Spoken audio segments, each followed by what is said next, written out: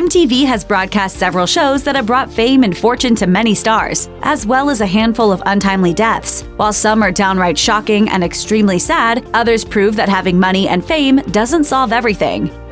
MTV's 16 and Pregnant followed the real lives of pregnant teenage girls who dealt with the hardships of pregnancy and raising a child at such a young age. One of those most memorable stars was Valerie Fairman, who starred on the show in 2010 and welcomed her daughter Nevaeh into the world when she was just 15 years old. Sadly, Fairman died at the age of 23 in 2016, when TMZ reported that she had died of an apparent overdose. Even after appearing on MTV, Fairman had struggled throughout her life, with TMZ also sharing that she had been arrested several times, with charges ranging from illegal sex work to resisting arrest and providing fake identification, a charge that came just a week before her death. E! also shared that Fairman had struggled with drug addiction for years. When news broke of her death, fellow 16 and Pregnant star Janelle Evans tweeted, "Don't take life for granted. Hold your children and love them close." Chelsea Huska, who also starred on 16 and Pregnant, tweeted, "How incredibly sad. My heart goes out to her daughter and family."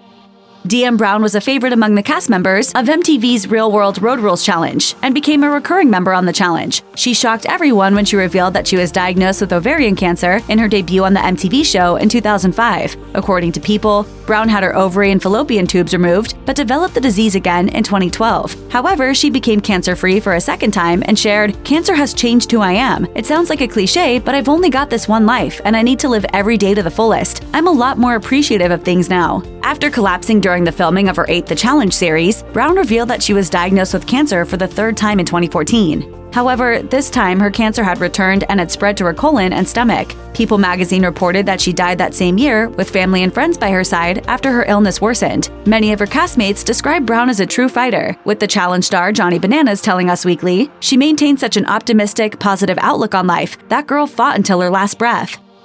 Ryan Knight made his MTV debut after starring in The Real World New Orleans in 2010 and later became a contestant on the challenge. Sadly, it was reported by TMZ that Knight was found dead on Thanksgiving morning in his home state of Wisconsin in 2014 after partying the night before. A final autopsy report stated that the reality star had died from an accidental overdose from a, quote, "deadly mix of multiple drugs and alcohol." The news of Knight's death also became the second death in a month for an MTV star. As just previously mentioned, his The Challenge castmate Diem Brown had died just a few weeks before. Knight even tweeted his condolences, writing, "My heart hurts to hear a dear friend and the sweetest, most beautiful person inside and out has passed." Knight's former girlfriend, Jimmy Carroll, whom he met on The Real World New Orleans, penned a letter to MTV a year after his death. It read, "I think if soulmates exist, then that's what we were, brought together by the fate of 8 strangers picked to live in a house."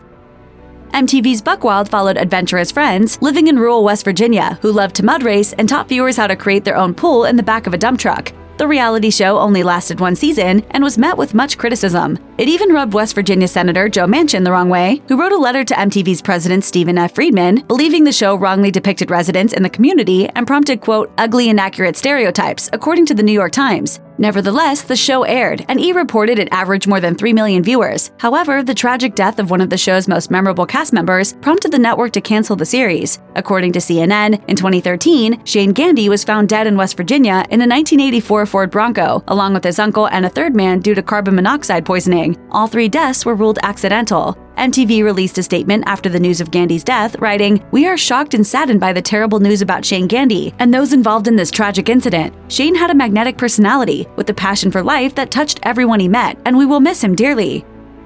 MTV's The Real World Hollywood aired in 2008 and introduced fans to Joey Kovar, a personal trainer and bodybuilder who, along with his cast members, had his fair share of personal struggles. In the season, Kovar revealed that he had an addiction to alcohol and even sought a 30-day treatment program during his time on the show. After the show, Kovar appeared on Season 3 of Celebrity Rehab with Dr. Drew to seek help for cocaine and ecstasy abuse. Sadly, in 2012, TMZ reported that Kovar was found dead in a friend's house in Chicago after allegedly taking a mixture of Viagra, cocaine, and alcohol. However, later reports revealed that Kovar's cause of death was actually opiate intoxication. Just days before his death, Kovar shared several motivational quotes on his Twitter account, with one reading, "Life is not about how fast you run or how high you climb, but how well you bounce."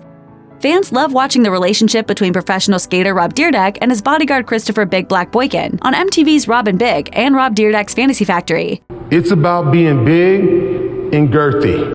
From their crazy antics to teaching their bulldog Meaty how to skateboard, it was a fun-filled show that featured two complete opposites that managed to still get along. Boykin had also broken 2 Guinness World Records, which included eating the most powdered sugar donuts in less than 3 minutes and eating the most bananas in a minute, according to the New York Times. In 2017, Dyrdek lost his counterpart when Boykin had died at age 45. According to People magazine, Boykin died from a heart attack, with an MTV spokesperson sharing, "He was a longtime and beloved member of the MTV family and will be greatly missed. Our thoughts and prayers go out to his family and friends at this time." Dyrdek took to Twitter to express his sadness, writing, "I don't want to believe that this is reality. I am so thankful for you."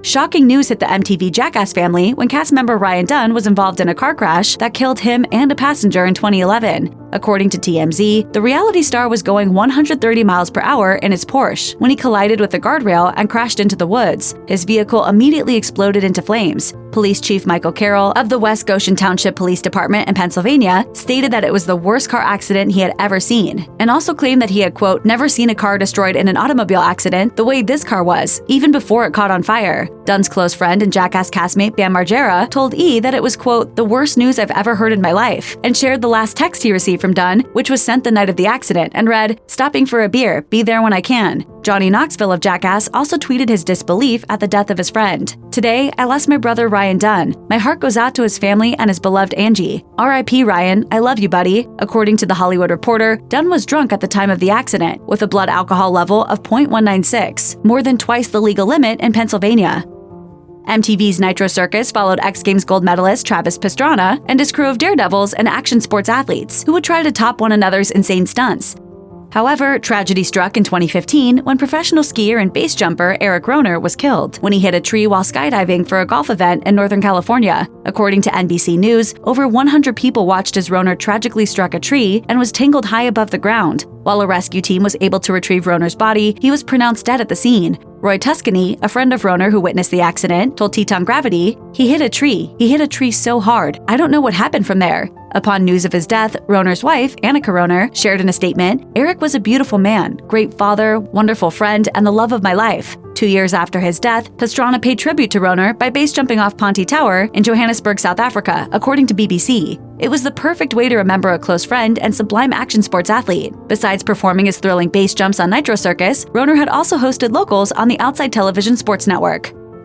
MTV's Yo Mama brought some of the world's best trash talkers into one room to fire Yo Mama jokes at one another, all in good fun. The show lasted for 3 seasons from 2006 to 2007 and was hosted by that 70s show actor Wilmer Valderrama along with British actor and model Sam Sarpong. In October 2015, the Tommy Hilfiger model died in Pasadena, California in an apparent suicide. A news release from the Pasadena Police Department stated that after getting a call that a man was standing by a bridge, there was a 7-hour exchange between Sarpong and authorities before he jumped off the bridge. In the release, Police Chief Philip Sanchez stated, "It is sad and troubling when an individual has become so despondent that he or she feels their only option is to end their life." Before becoming a host for the MTV show, Sarpong had worked as an editorial model for several high-end designers, including Louis Vuitton, Versace, and Gucci. He had also worked in numerous television shows and had minor film roles.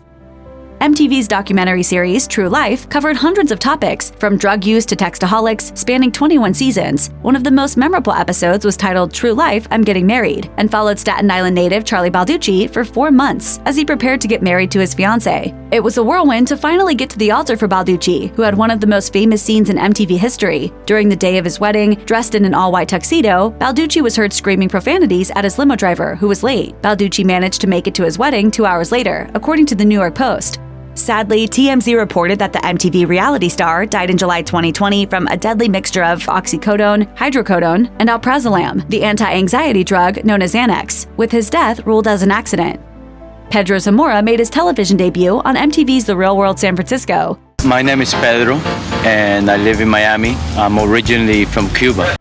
However, he was much more than just another reality star living among strangers in one house. People reported that Zamora, who was gay, was the first person living openly with AIDS to ever be featured on a reality television show. During the show, Zamora also fell in love with a man named Sean Sasser, and the two had a commitment ceremony in the Real World house. It became the first same-sex ceremony ever to be filmed in television history. Zamora died at age 22 that same year, in 1994, due to complications from AIDS. He died just hours before MTV aired the show's final episode, according to the Chicago Tribune. He became a celebrated figure who raised awareness for those living with AIDS and HIV, and educated those who believed in the social stigmas of the disease. After learning about his death, former President Bill Clinton shared in a statement from the White House, "Pedro was particularly instrumental in reaching out to his own generation, where AIDS is striking hard. Through his work with MTV, he taught young people that the real world includes AIDS and that each of us has the responsibility to protect ourselves and our loved ones." Almost 15 years after his death, a film was created on the real-life story of Zamora titled Pedro.